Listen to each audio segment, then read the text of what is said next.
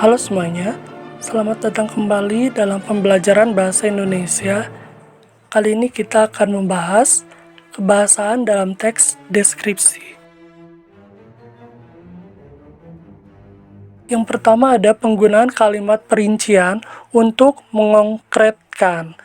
Jadi, dalam teks deskripsi ini, kita ini harus membuat sesuatu itu terlihat lebih rinci, terlihat lebih detail, agar ketika kita menjelaskan mengenai suatu benda atau sesuatu hal, itu orang akan terbayang dengan jelasnya, karena ada rincian-rincian itu, ada hal yang spesifik. Jadi, sebisa mungkin kita itu membuat orang merasakan atau membayangkan apa yang ingin kita jelaskan. Karena kita juga ingin menyebutkan hal-hal yang terlihat oleh kita dengan serinci-rincinya. Misalnya dalam hal berjualan. Nah, ketika kita menjual baju, di situ juga dituliskan, misalnya warnanya apa. Kalau misalnya warna merah, kan ada banyak ya warna merah.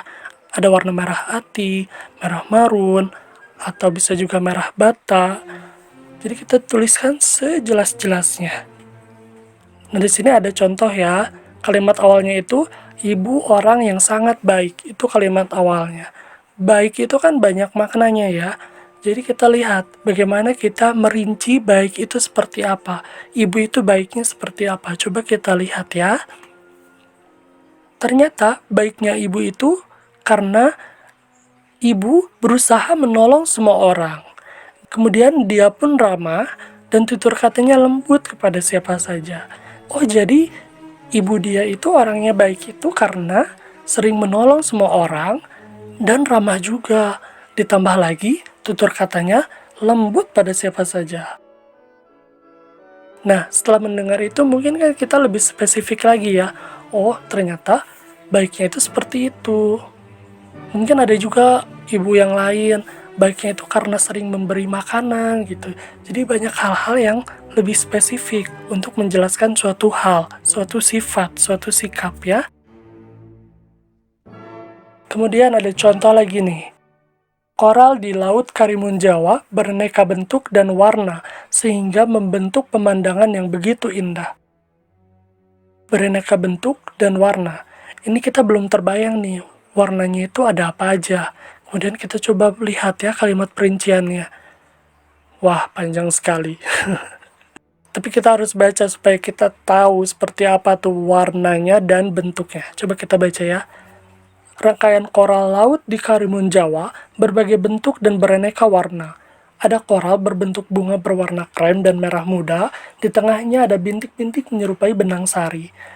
Begitu elok koral-koral itu. Di sisi lain, ada karang dengan bentuk tumbuhan kaktus yang bergerigi, bercorak hijau dan biru. Keindahan koral lebih lengkap dengan ikan-ikan kecil berwarna oranye di atasnya.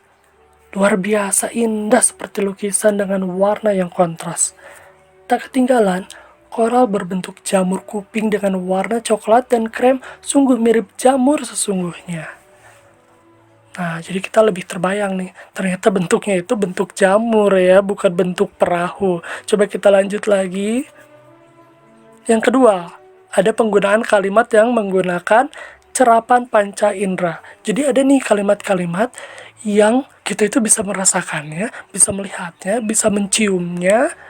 Mencium itu membauinya ya. Coba kita lihat deh. Nah, benar kan?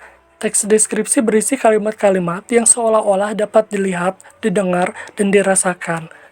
Coba kita lihat. Nah, ini contoh penggunaan cerapan melihat dalam panca indera ya. Coba kita lihat. Pantai panjang dengan pasir putih. Nah, di situ kan kita bisa lihat ya warna pasirnya putih dan pantainya panjang. Itu kita bisa melihatnya. Jadi termasuk ke dalam cerapan melihat.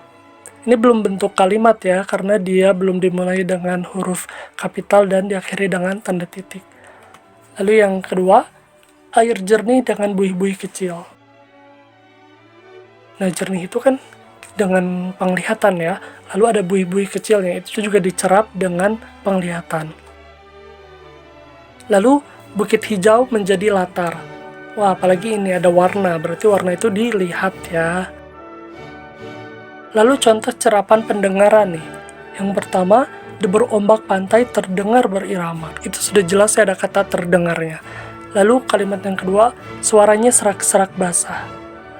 Siapa teman kalian yang suaranya serak-serak basah? Ada atau tidak? Lalu, tawa adikku lucu sekali. Jadi, tawa ya, suara tertawanya itu terdengarnya lucu gitu. Kemudian yang ketiga nih, cerapan perasaan. Coba kita lihat ya contohnya. Udara sangat terasa segar. Oh, berarti ini terasanya di kulit ya, terasa segar gitu, udara. Lalu senyumnya manis sekali. Oh, kalau ini berarti perasaannya yang ada di lidah ya. Cara merasakan itu yang ada di lidah. Lalu telapak tangannya kasar. Oh, kalau ini udah jelas di kulit juga atau di peraba ya, di telapak tangan. Kemudian yang ketiga nih, kebahasan yang ketiga, ada penggunaan kata dengan kata dasar yang dimulai dengan huruf K, P, T, S. Jadi hurufnya di sini 4 ya yang spesifik.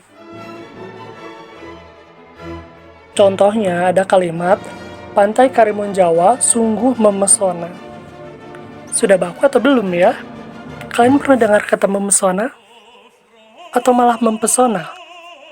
Coba kita baca ya, ini penjelasannya ada di bawah. Memesona berasal dari kata pesona yang diberi awalan me nasal. Jadi bentuk N itu disebutnya nasal ya. Me nasal. Jadi menasal ditambah pesona menjadi memesona. Di sini ada proses ya, proses berubah, proses luluhnya huruf P menjadi huruf M. Berarti semua huruf P ketika ditambahkan awalan menasal, dia akan berubah menjadi M. Iya ya, dari kata pukul jadi memukul. Dari kata putih jadi memutih. Berarti semuanya seperti itu. Lalu bagaimana jika menasal ditambah produksi? Jadi memproduksi atau memproduksi?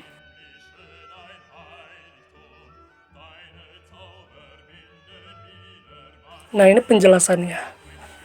PR dalam kata produksi merupakan klaster.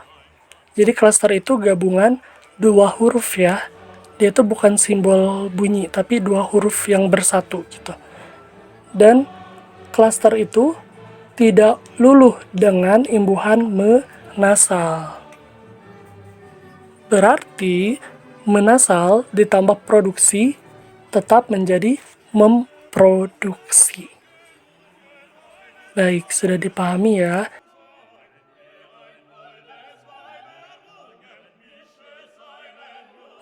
Bagaimana dengan kata yang dimulai dengan huruf K? Coba kalian sebutkan ya. Menasal ditambah kata ditambahkan menjadi mengatakan. Bagus. Menasal ditambah kotor ditambah akhiran I menjadi mengotori. Lalu menasal ditambah kuntit. Kuntit itu artinya ikut ya. Menguntit, betul. Jadi huruf K akan luluh dan berubah menjadi NG ya. Bunyi dengung di situ. Lalu coba di huruf T ya. Menasal ditambah tunggu menjadi menunggu. Menasal ditambah tata menjadi menata. Dan menasal ditambah tusuk menjadi menusuk. Oke, baik lanjut.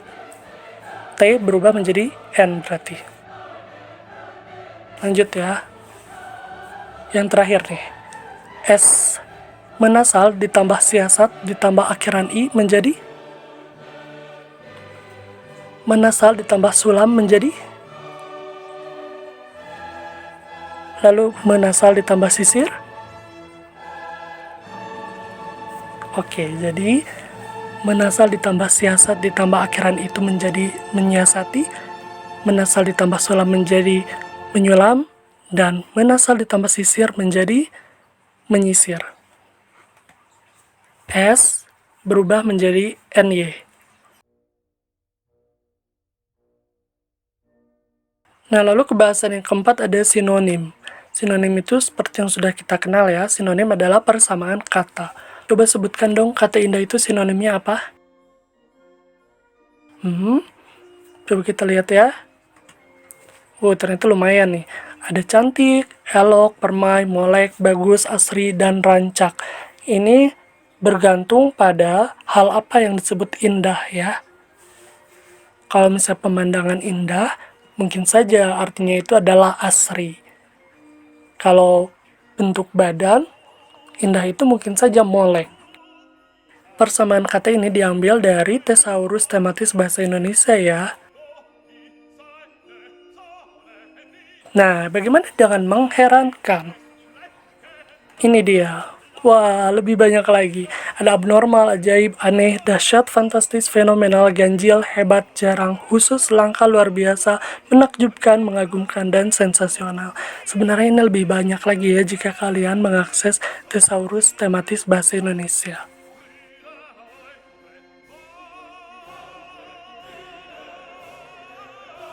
Nah, ini nih yang biasanya masih menjadi permasalahan dalam penggunaan bahasa Indonesia kita. Kata depan. Di sini dituliskan, kata depan selalu ditulis terpisah dari kata yang mengikutinya. Jadi, coba kita lihat ya. Ini ada 4 di, dari, pada, ke. Ini contoh-contoh kalimatnya ya. Ia senang bermain di luar. Boneka ini hadiah dari ibu. Pasar tumpah itu digelar pada hari Minggu dan rumahnya menghadap ke utara. Ini semuanya dipisah ya, tidak menempel dengan kata yang diikutinya. Di luar tidak disatukan menjadi di luar, tetapi di spasi luar. Dan ke utara tidak ditulis menjadi ke utara, tetapi ditulis ke spasi utara.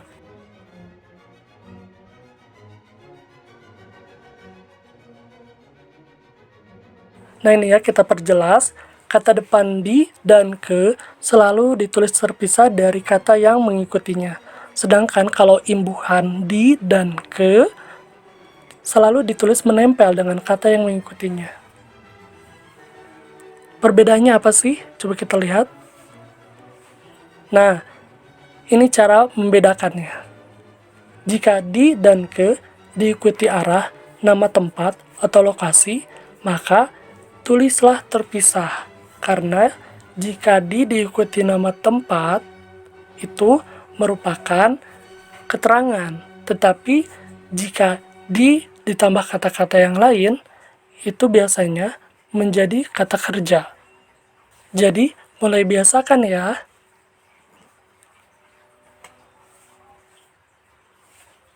Kemudian ada kata khusus. Kata khusus dapat memperjelas objek yang kita deskripsikan. Lagi-lagi nih, ketika kita berbicara mengenai teks deskripsi, kita harus menjelaskan benda itu, menjelaskan objek itu dengan sejelas-jelasnya. Baik, di sini ada kata baik. Kita ingat-ingat lagi ya, baik itu bermacam-macam. Orang disebut baik itu karena banyak hal. Kira-kira baik itu kata khususnya apa aja sih? Ini ya. Banyak sekali. Ada beradab, intelek, santun, sopan, tahu adat, tertib, rapi, murah hati, dermawan, rela berkorban, suka menolong, penuh pengabdian, supel, ramah, dan tahu aturan. Ini sumbernya dari Thesaurus Tematis Bahasa Indonesia.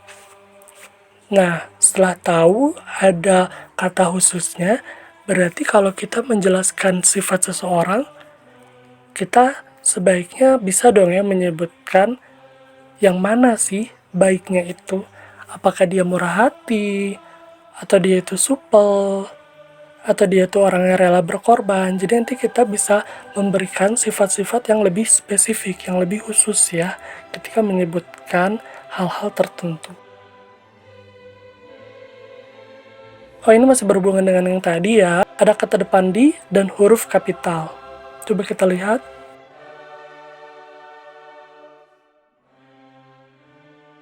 Ini dia tulisannya. Jangan lupa untuk menggunakan huruf kapital saat menulis nama tempat atau daerah saat menulis teks deskripsi. Contohnya kayak gimana ya? Ini dia. Yang pertama, ayahku lahir di Lombok. Jadi, di-nya itu dipisah ya dari kata Lombok. Dan Lombok itu kan nama daerah, nama pulau. Akhirnya ditulislah di situ L-nya dengan huruf kapital. Dan yang kedua, wisatawan dapat menyewa penginapan di Taman Mini Indonesia Indah. D-nya dipisahkan ya di sini dari kata taman. Dan kata taman di sini adalah suatu nama tempat wisata. Nama tempat wisatanya itu TMII, Taman Mini Indonesia Indah. Jadi tamannya ditulis huruf kapital. Tetapi kalau misalnya hanya bilang di taman depan rumah, berarti tamannya kecil ya, karena itu bukan merek, bukan nama dagang atau nama yang sudah terdaftar ya, bukan ya. Karena tamannya masih berupa kata biasa. Tetapi jika itu sudah menjadi nama, ditulisnya menjadi kapital, seperti TMII ini. Baik, selanjutnya ada majas nih. Majas itu adalah cara melukiskan sesuatu dengan jalan menyamakannya dengan sesuatu yang lain. Atau kata lainnya itu kiasan. Tapi ada kata lainnya juga loh, yaitu gaya bahasa. Jadi ketika kita diminta untuk mencari majas, mencari gaya bahasa, atau mencari kata kiasan, itu sama-sama saja ya, mencari hal yang sama. Lalu kita lihat ya di sini ada yang namanya majas asosiasi. Majas asosiasi itu adalah majas yang membandingkan sesuatu dengan sesuatu yang lain karena sifatnya yang sama. Coba kita lihat contohnya. Nah, di sini ada contohnya. Semangat belajarnya keras bagai batu. Jadi, semangat belajarnya itu diumpamakan sekeras batu. Lalu yang kedua ada suaranya merdu bagai seruling bambu. Nah, berarti yang dibandingkan di sini adalah suara merdu dengan seruling bambu. Ada kata bagai ya untuk membuat majas asosiasi ini. Kemudian majas yang kedua nih, ada majas personifikasi, yaitu majas yang memberikan sifat atau sikap manusia pada selain manusia. Apa maksudnya? Coba kita lihat. Angin laut mengelus wajah. Dan yang kedua, kini Indonesia sedang menangis. Nah, yang biasanya mengelus wajah itu kan manusia. Lalu, yang biasanya menangis juga manusia. Angin tidak bisa mengelus wajah. Dan Indonesia pun tidak bisa menangis. Karena Indonesia itu terdiri dari pulau-pulau dan pulau tidak bisa menangis. Jadi ketika kita memberikan sifat atau sikap manusia pada hal-hal yang lain selain manusia, itu disebut dengan personifikasi. Ini pasti kalian sering lihat kalau yang suka baca buku ya. Wah, pembahasan kita sudah selesai nih. Jika ada pertanyaan, silahkan untuk bertanya ya. Semoga bermanfaat. Sampai jumpa.